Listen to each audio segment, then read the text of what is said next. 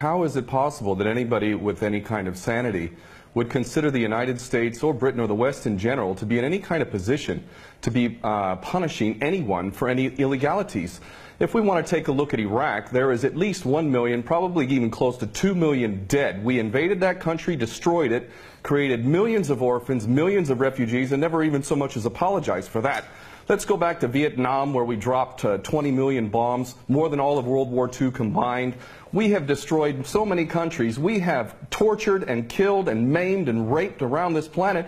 Who in the hell in their right mind would consider the United States or the West in general to be in any position to punish anybody? Never mind the obvious facts that this is a false flag attack. Well, we don't operate under international law. What we have is the color of law, the law of the jungle, in which the rich and the powerful basically determine what goes and what doesn't go. Iraq is a perfect example of that. Why isn't Tony Blair and George Bush rotting away in a prison cell for the rest of their lives? Because the law is not being applied. These are war criminals, and they should be in prison for the rest of their lives, if not executed, if their own rules were adhered to for their own crimes.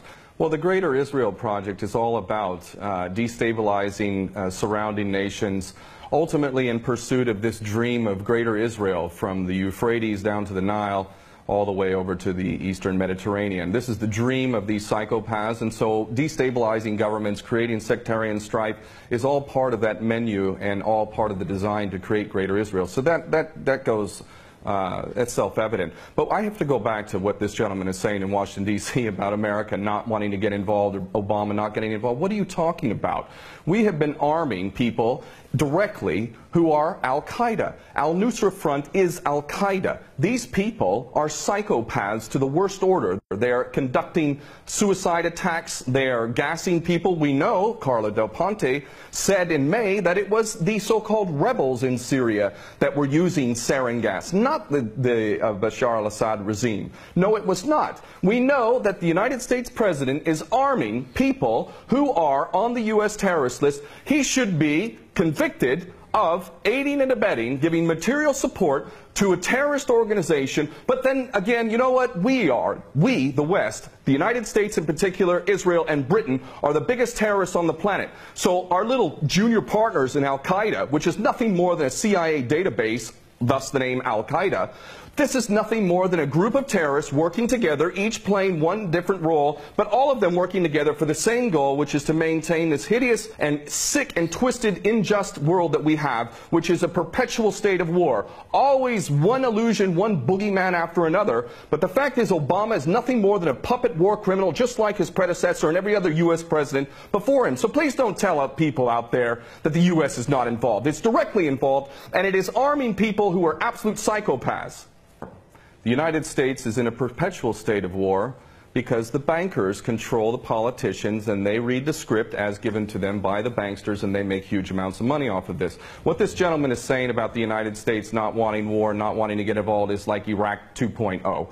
It's a repeat of the same rubbish that was said, oh, we don't want war, war is a last resort. That's absolutely untrue. It's a lie. Those that are in government are nothing more than prostitutes who are carrying out the orders of those who are in charge of them, and those that are in charge want another war. And part of that is what we discussed earlier, the Greater Israel Project, to destabilize any Arab regime which might have any kind of autonomy and self-determination. Any regime in the Arab world that is not an absolute puppet cannot be tolerated. And who are the nations that we target? Those that are not puppets. We don't target those like the Saudi regime, which is the biggest human rights violator in that region. It's cutting off people's heads in public, cutting off hands. It is the most grotesque regime on the planet, and yet we give that regime weapons, and it's no problem whatsoever. The duplicity and hypocrisy of the United States and the West can't even be measured. It is so enormous. And these mouthpieces, such as this gentleman in Washington, is only doing a disservice to himself and his country. And the fact is that American sons and daughters will get involved in this yet again, and these chicken hawks who are pretending to care about the Syrian people are going to be sacrificing not their own sons and daughters. I would like this man to send his sons and daughters and his grandchildren off to Syria when this turns into a greater conflict, because this is what we're flirting with, is a world war. A third world war. This is not a joke. We are flirting with a third world war on the basis that apparently we care so much about the Syrian people, just like we care so much about the Iraqi people and the Afghani people.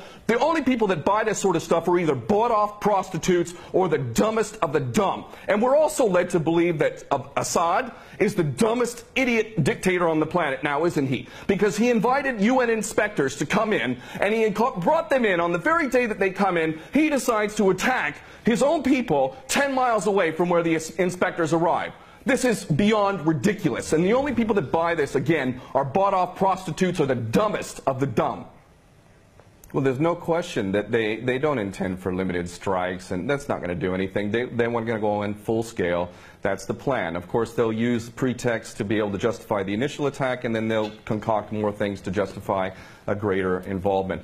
The Daily Mail reported here in the UK, and it's commonly understood to those who are paying attention, that defense contractors, leaked emails from defense contractors proved that there was already an approved plan from Obama down to give these psychopath terrorists, Al-Nusra Front, chemical weapons. We know that Al-Nusra Front, 12 individuals in Turkey were caught with 2 kilos of sarin gas. Where did they get that from?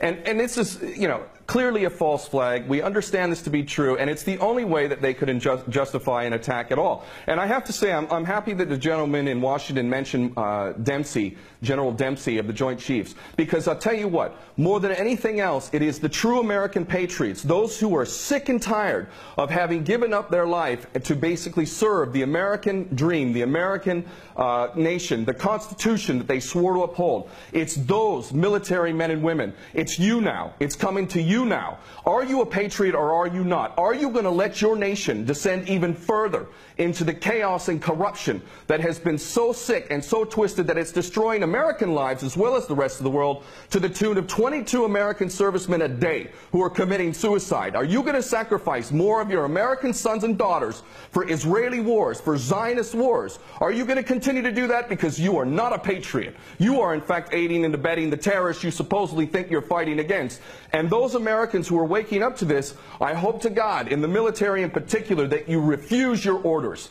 And this is why the people of America who are refusing to buy this nonsense, the overwhelming majority do not support any kind of attack on Syria. And in those in the military, I know that the powers that be are very, very frightened that high-ups within the military will refuse the orders. And I hope this is exactly what happens if an attack on Syria occurs.